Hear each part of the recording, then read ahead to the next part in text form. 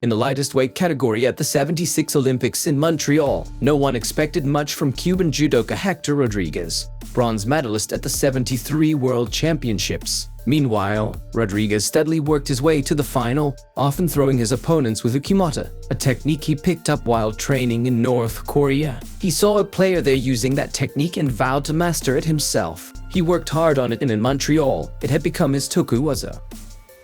Rodriguez's opponent in the finals was South Korea's Chang Eun-kyung, who specialized in morote-seoi-nage. And indeed, it was with that technique that Chang opened up with at the start of the match. Almost as if he was expecting it, Rodriguez countered the morote-seoi-nage with a perfectly timed kasotogari for koka. Moments later, Chang managed to slip underneath Rodriguez and roll him over with morote-seoi-nage for koka. A minute had not even passed and two scores were already on the board. This was the kind of all-action judo final fans love.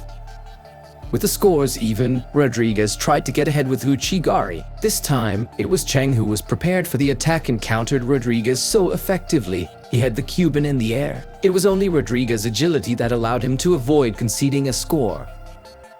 Around the 7-minute mark, Rodriguez came in with his favorite technique, the uchimata, and launched Chang high into the air. Only yuko was given, although it could have easily been a wazari.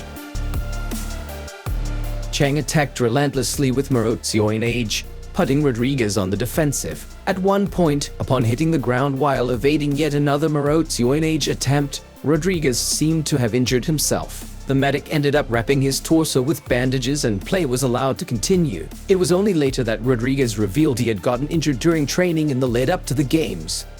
It was obvious that Rodriguez was badly hampered by his injury. Chang poured on the pressure, regularly attacking with morote-seoi-nage. Although he could not score, he managed to get Rodriguez penalized to for passivity. That gave him a yuko, so that meant he had a yuko and a koka on the board. Rodriguez, meanwhile, had thrown Chang for a yuko and a koka, but he had an additional koka because Chang had also received a shido. So, in the end, Rodriguez was ahead by the smallest of margins, a koka.